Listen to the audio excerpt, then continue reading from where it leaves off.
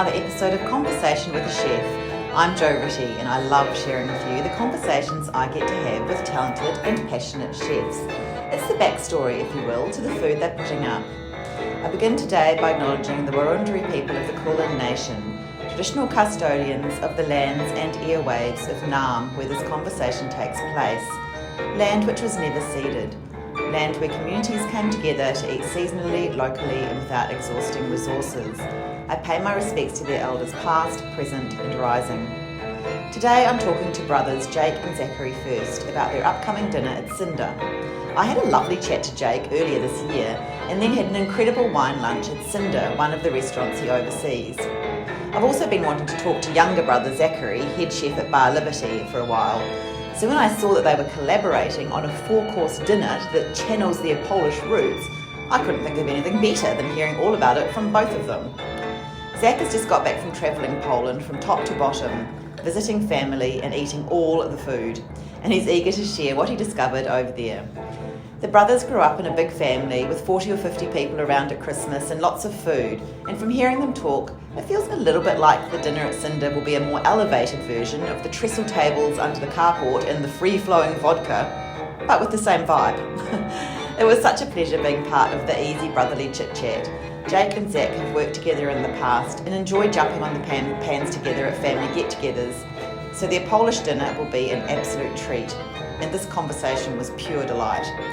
Getting to sit down with this year's AHA Victoria Chef of the Year, Jake, and the 2021 Young Chef of the Year, Zack, was an incredible opportunity. And then to hear them finishing each other's sentences and planning a trip to Poland together was the absolute dream. And I'm excited for you to hear this.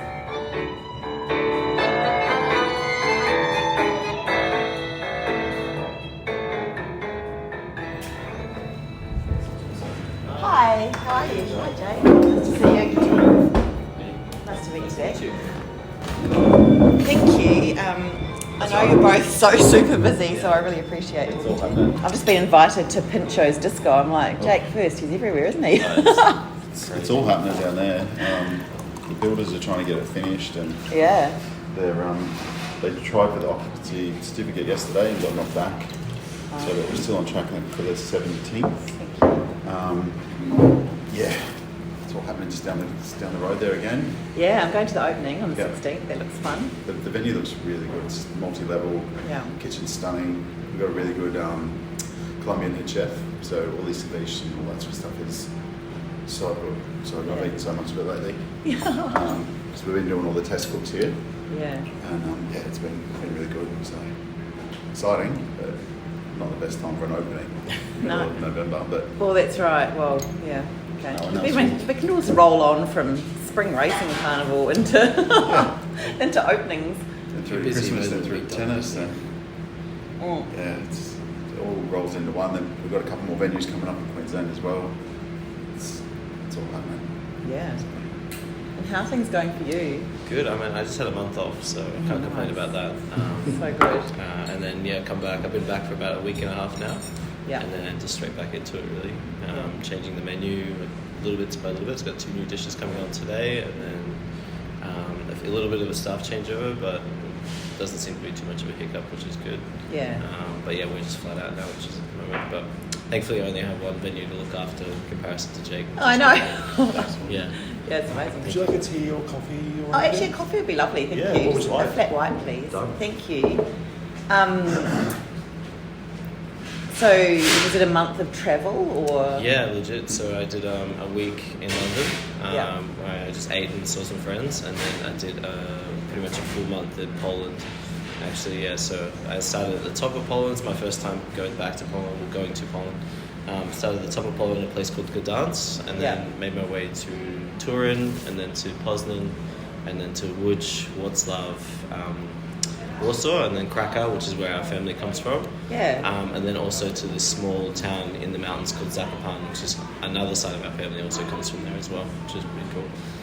And the whole time I just ate and researched and wrote lots of notes down, and went to galleries and met lots of interesting industry people as well. It was really, really fun. Nearly stayed there, yeah. Nearly stayed there, yeah. Honestly. Wow, really? Yeah, it was great. But thankfully I did a lot. I think I did like 26,000 steps every day, so I managed to work off some of the food I ate, which is good.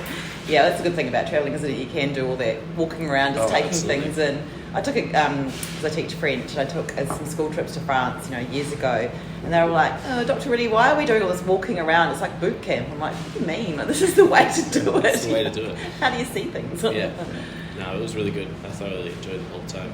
I ate at these places called bar Mechles, which is essentially translates to milk bar or Polish milk bar, and it's like almost when you go to America and you have like a diner, but it's like an equivalent in Poland, but they only serve traditional food there, and it's really cool. It's really cheap. So every place that I went, that was like my first stop, and I made a rule to eat something different every time I went in there, which is cool. Some great meals, some bad meals, but it's still really good.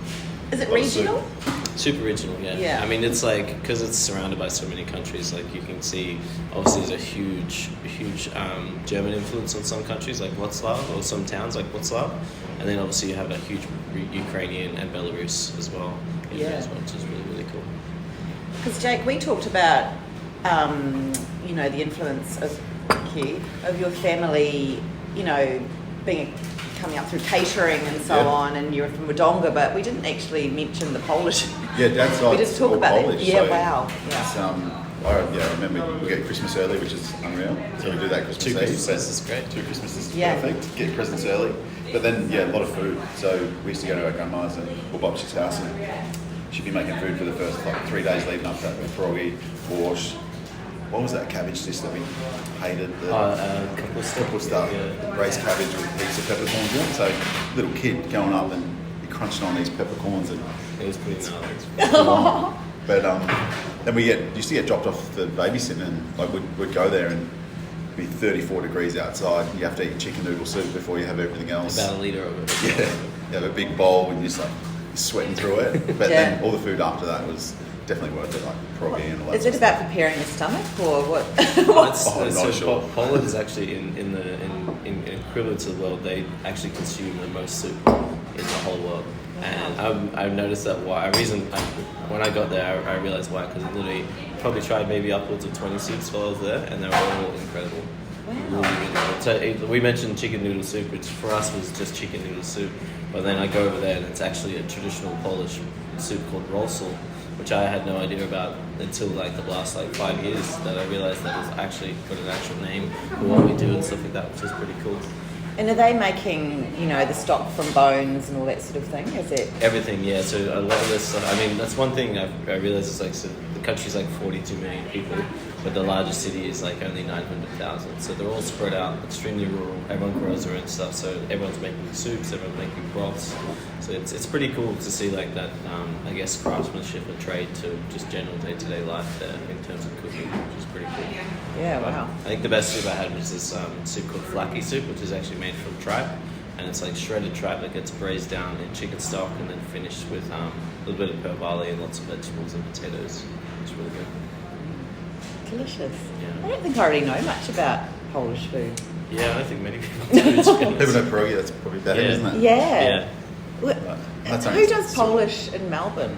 I mean, the closest you get, it's kind of like Polish, Ukrainian, and Russian. It's like borscht vodka. Yes, I have been there, yeah. But then that's like the more well-known one. But I think for me, the best Polish food you get is just at the delis as well. There's the obviously incredible deli in the big market, but also there's 2 in Altona that are really good as well. And there's a restaurant in Canberra called the Polish Club, which is pretty incredible as well. I've heard that, or is that a band? I think it is a band as well. I think you're right. Like, that's so familiar. And so growing up, obviously both influenced from your family's background in catering and so on to become chefs. Did you cook together at an early age? Yeah, so I mean, we worked together in the catering company, all of us as a family, and then Jake had moved to Melbourne to do his apprenticeship. And then I think at the time he was finished his apprenticeship when I was getting ready to leave school, and then I managed to convince my mum and dad that to allow me to move to Melbourne at I think it was just turning 17 or 16ish, and they said under one rule is you can only move if you have a job. So I called Jake immediately, and I was like, Jake, Mum said I can move if you find me a job, and he spoke to a good friend of ours, Gabrielle, and then a week later I got a call from Gabrielle, and it was just got a job, but you start tomorrow. And then I had to leave at like 5 in the morning, started work at 8. And then I worked at that place, the French brasserie, for maybe like 4 or so months. And then Gabriel opened another spot where we worked together. Jake was my sous chef for like 2.5 years almost there, on Sydney Road, called Metropolis Eating House. So we worked pretty closely there together with Gabriel. It was just the three of us in the kitchen. How do you work together? Pretty good. I mean, of all my siblings, Yeah, compared to everyone else. Yeah, I mean, I love all my siblings. Make sure you hear that, everyone. But yeah, we definitely work a lot more fluently than anyone else. We can have a service where we sometimes don't even have to say anything, but we just know. Yeah. It's pretty. There's 5 of us, so Yeah. I work with the older brother Bart. He's one of the venue managers or general managers up in Townsville at one of our venues. So we work together okay. But it's a good distance between here and Townsville. So Front of house, back of house. So yeah. it's different. So Yeah. it's been good. What's the age difference? It's 7 years between Jake and I. Yeah, I was wondering that as I was driving here, I was wondering whether you had a special, brotherly thing that in service you would just know what the other needed or how to make it work together. Yeah, I think especially at Metropolis Eating House, it was a hard slog for a lot of the time as well. It wasn't a modern kitchen or anything like that, but basically we made it work, and we had a big say in designing it all and stuff as well, and having moving stuff around, which was really good. Yeah. So it was a good thing because obviously we got to design it and work it out, but also if it didn't work, it's on us as well at the same time. So you kind of adapt that responsibility as well, so you take that on board. Yeah. And those days in there, it was just us two. Yeah, absolutely. So you just you can lean on each other, and everyone's got their back. So absolutely it definitely helps. I love that. Yeah. And so this dinner, how did this come about? Obviously, did you think about it before you went, or was it always on the cards? It was locked in way before we went. So, I mean, now that I've been at Bar Liberty for like just under 5 years now, so I've got a bit of a solid team now, so I've got a lot more flexibility to come out and stretch a little bit. And then definitely over the past 2 years, I've kind of defined what I cook more as contemporary Australian Polish food, because it's something that I focus in. And then the only person that I know that around Melbourne that is like confident enough to cook that food is Jake, and it makes sense to cook in this incredible room together. So, and plus like half of our family want to. It's about time. They always get our food for free, so we might as well make them pay for it at least once. Nice. Yeah. And so, what should people expect? So I think we were actually finalising it yesterday. So we've got 4 snacks to start, and then it will be 2 shared entrees, a main course which will be also shared, and a dessert. For the canapes, we're going to probably be a take on this roll mop that my dad used to devour by the jarful. To be honest, I didn't like them. They were a bit strong for me, but essentially it's like a cured and pickled fish with lots of mustard, and then in the centre is a cucumber. I made a version of them before with garfish, which was super, super nice. And then for the shared entree, Jake's going to do a version of that soup as well. Yeah, with the little twist with some scallop and stuff in there as well. So. Yeah, and then for the main course, we're going to kind of come together and do, pierogies, obviously huge in our family, so we'll do pierogies for sure. Golonki, which is essentially like a cabbage roll stuffed with rice and pork. And then doing this potato dumpling that I only found out about on my recent trip, where essentially it's like a dough made from potato starch, mashed potato and egg yolk, and they get stuffed with a braised pork mince, and some cabbage as well. And then 2 salads that Jake makes better than I do, which are really, really good. Yeah, they're nice and simple. Like once my grandma and mum, we had it on the table every night. We didn't even know what it was. It was like a iceberg lettuce, cream and pepper, and it's so good. Yeah, and like I said, we saw it every day and was like, this again. But we put a version on it, like a wedge salad here with a pepperberry ranch, and it's our biggest seller. Yeah, and that's another thing as well, is like when after doing more research and deep diving into Polish food, that's an actual Polish salad called Mitzera, which is just randomly for us, it's just been the salad that it's we come eat. through and evolved into something that everyone likes. So. Yeah. So how was it made in your household? Oh, they just chopped the lettuce, threw a cream on it. We just thought mum and dad had made it, and grandma's made it out of whatever's in the fridge. So it's just chopped iceberg lettuce, and they cover it with cream and fresh cracked pepper. Yeah, a bit of vinegar as well. Yeah. Wow. It's you don't really think of much. But Yeah, there's actually a version of it in New Zealand that they do with condensed milk. My New Zealand sous chef tells me about it all the time. That's right. I hadn't thought of that connection of cream, but yes, that's true. It is a very condensed milk mayonnaise. Yeah. Isn't it funny though, iceberg lettuce? I feel like it it got shunted to the back and all those fancy lettuces came out. But I reckon I've just gone back. I mean, I've gone back to iceberg. It's the best. It's crunchy. Absolutely. It's really refreshing. Perfect, yeah, and that's all you really need. That with some mayo and obviously some lobster and a bun, of course. Oh my God, yes, yes. Wow, that sounds delicious. And what sort of desserts does Poland have? So they're super well known for cakes, in particular. And then this we actually, growing up, we used to have this biscuit, which is a honey biscuit, and it's one of the hardest recipes I've tried to find in my life, to be honest. But after being away, I met a couple of bakers while I was in Warsaw, and I found the name of the biscuit. It's called Pernik. So I've actually at Barleby, I do a version of that as a cake, and then I also do on the day we'll do a version as a biscuit. So for the cake itself, it's like a honey cake that's spiced with lots of cinnamon, star anise, and clove. And then we soak it with a honey syrup, which is made from Sebastian, our little brother's beehives, which is cool. Yeah. And then where are his beehives? Oh, he's got like 16, and he's got some in Footscray and Kingsville is where he lives now. Yeah. And then he's got some with my dad and some with my uncle as well. Yeah. And then I make a mead custard. So mead is like essentially fermented honey wine, which is made the same from the honeycombs as well. And we make that into a custard that gets layered a little bit of raisin puree in the middle, and then finish with nutmegs. It's like a 2-layered cake. Sounds delicious. Yeah. And what about wines? Is Poland big into wine? So I mean, that's one thing I was looking at while I was there. So they do make produce a whole lot of wines. The ones that I tasted weren't particularly to my favourite, but they do have one natural wine producer, which is pretty cool. I bought some back. I might actually bring some on there. It's a good shout. But a big thing over there is vodka. It's huge. In particular, cherry vodka, which is what we drink for Christmas. And sometimes we definitely corrupt our uncle into drinking a lot more than he should, which is also really fun at Christmas time. So we're also contemplating doing a pączki, which is essentially the traditional Polish donut, where it's like a dough that's rolled out and then jam filled in the middle, normally rose or cherry. So we might do that and accompany that with a shot of vodka for those daring nuts. Yeah, which would be cool. That's great. Yeah. So I'm just imagining, how many people do you have at Christmas then? Is it one of those big European... Yeah, so for us, I mean, we celebrate on Christmas Eve. When we were all younger, we would always go to our babcia's house before they passed away. So that would be, I mean, my mum was one of 7, my dad's one of 7. Wow. And they all have kids, and those kids have kids. So, I mean, I was pretty little at that when I was still going to them. But I remember there was probably being like 40 to 50 people at those things, which was pretty yeah. Cousins running around everywhere. Yeah, uncles on the vodka. Uncles on the vodka. Presents flying everywhere as well. Yeah. And food everywhere. It's like just to deck out the whole carport with trestles, and there'd be food everywhere.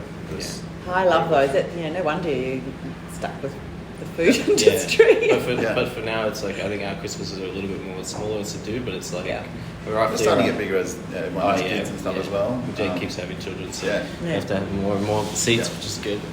But I think it's about 25 to 30 now, and then normally starts with Jake and I drinking like 2 or 3 bottles of champagne and cooking lunch. It's been starting really fun. fire out the front and kingfish. We had mud crabs last year. Yeah, it's really good. Everyone gathers around the kitchen bench and makes all the pierogi. It's pretty cool.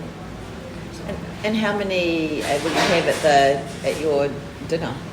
I think we're cooking for roughly like 60 to 70, I think. Yeah. Should be good. We stopped in for one day. We're at 35 already, so we're selling pretty quick, which is good. I think it's half family already. Yeah. So we'll have to filter that through. Yeah. See who's going to behave or not. Yeah. It's the 2nd of November, I think it is. So 2nd of November. It's coming up pretty quick. Yeah, that's right. We've got your receipt as well. Oh, thank you. Thank you. Yeah. That's amazing. I wasn't expecting that. That's really lovely. I was going to say, just the idea of you travelling around with all your notebooks, what would be your process then if you're somewhere? Is it that you're tasting something and then you write it about it, or it's like a journal essentially. So I just journal everything that I ate, good or bad. And then that way, for 2 things. One, it's a good memory for me and I can look back of it. The second thing, I can claim all of that stuff on tax as well, which is very helpful. Thank you, Pete, my accountant, for telling me to do that. But also it's more about like contemplating like writing down what it was, what I liked about it, and then the process of it, and in particular the name, because then that way I can, when I come back, I mean, I've already made one of the soups, which is a sour pickle soup, into a sauce at Bar Liberty at the moment. So, pardon me, it's more about like having the name and the information, so then I can keep that research going. I also bought like 16 kilos of cookbooks back with me, so. Yes, I've got a lot of Polish to learn, and then I've got a lot to research afterwards as well. Oh, so they're all in Polish? Yeah. Oh, yeah. Good for you. Yeah, it's good though. It's very authentic. Yeah, it stops Jake from taking it, which is good. And I suppose Polish is on Duolingo, is it? Is that how you... Duolingo, and then when I get the time, after the summer, I think I'll probably go into doing more classes, because I'm planning, hopefully, if everything goes well, to go back there next year in September and cook at a few restaurants there, which would be fun. Okay. You really did love it. Yeah, it's an incredible place. I mean, the weather there also was beautiful. It's autumn. Great change of season with produce, like in between that, like summer, autumn, winter vibe as well. And just everyone's really, really lovely. Yeah. Really cool. So what's the landscape like? Super, like, just like lots of farmland, but like not industrial farmland. So every farm's quite small, but everyone just grows. And it's like, I mean, when I was catching the train, because I caught the train in between, it's almost as if you're cruising around France, really, in some aspects of it. Yeah. And obviously, I mean, it's an extremely old country as well. So like this, even cruise around a building and then you're just like, wow, this is older than essentially colonized Australia, which is pretty insane in that aspect. But yeah, it's super beautiful. And then in particular in Krakow, they have like a great history of art and literature in that particular town and city. So it's cool to cruise around there. They have cafes that are still open, and they have like incredible like masters of art in Poland, and they've got drawings of them in that cafe, and you're sitting in that seat, which is pretty cool. Wow. So, And have you've been over? No. it's coming in September next year. So Oh, wow. Yeah. he doesn't know that yet. But yeah. Oh, okay. I'll make sure Belle doesn't hear this. Nice. Well, I mean, that sounds amazing. When I saw that Instagram photo, that's why I got in touch with Renata at Raymond, and I'm like, I spoke to Jake, but can I speak to both brothers, because this just sounds amazing. She said, I'm only just putting together the material, and now you're really onto it. And I was like, I reckon if the Fursts are doing something, it's going to be it'll be really good. Yeah. Yeah, that's cool. I mean, yeah, Jake and I work pretty well together. He is definitely one of the main reasons I became a chef, and one of the main reasons I was more. One of the main reasons that pushed me to keep going at it as well, which is good. I've been cooking now for 16 years, so that makes Jake like 58 years old now, I think. But no, it's really good. It's great to cook together again, which is good. I mean, in a professional setting. Well, obviously you have such a passion for it, and you're both chefs that keep learning and keep pushing and trying different things. What else is it about being a chef that you love? It's extremely selfish. I mean, we cook to make people happy, and then if people are happy, it makes us happy. So it's like, everyone thinks it's like, oh, you guys are so nice. It's like, no, the whole time we're doing it for ourselves. We're just trying to make people happy, and then it makes us happy afterwards. It's the biggest thing. But it's like, I think it's also having something that you learn, and it's never finished. Like, you're always learning. And then there's so much history in that. And then also, I think, one thing that Jake in particular is really, really good at is training, and like training people, because I think you have the knowledge on as well, keeping it all relevant. Absolutely. Keeping the knowledge passed down to everyone, and keep spreading it out. Because there's a lot of people that left the industry, and a lot of knowledge left in the industry as well. So I think that's super important that keeps going. 100%. We've both had some really incredible teachers as well, so it's only right of us to be able to show what little we know to others. Because if those people didn't take the time to teach us in the beginning, we wouldn't be able to teach anyone else. So that's like one thing that pushes me a lot. I mean, I always have a minimum of 2 apprentices in that tiny kitchen that we have at Bar Liberty, and it also creates a sense of responsibility within your team, because there's these people are coming from with a blank canvas, and you need to teach them the right way from the beginning, because they don't have a reference point already, which is cool. Amazing. Thank you. That's right. You're welcome. That's it. Thanks for coming in. Thank you so much for listening to this episode of Conversation with a Chef with Jake and Zackary Furst. You can check out all the goodness on Instagram at cinder.melbourne. It's CINDER. and at bar.liberty as well. Zack also has his own Insta, which is at Zackary Leon, Zackary Leon, where he has some great photos of his recent trip to Poland. If you liked what you heard and you want to hear more stories from other chefs, I'm on Instagram at Conversation with a Chef. You can read the chat and become a subscriber at www.conversationwithachef.com. So great, because if you subscribe, you get to know when the latest story goes up, and I feel loved. I would absolutely love it if you told a friend about my chats, and of course you can follow me on Apple and Spotify podcasts, and even Amazon and Audible. Once again, thanks so much for listening. Have a great day and bon appetit.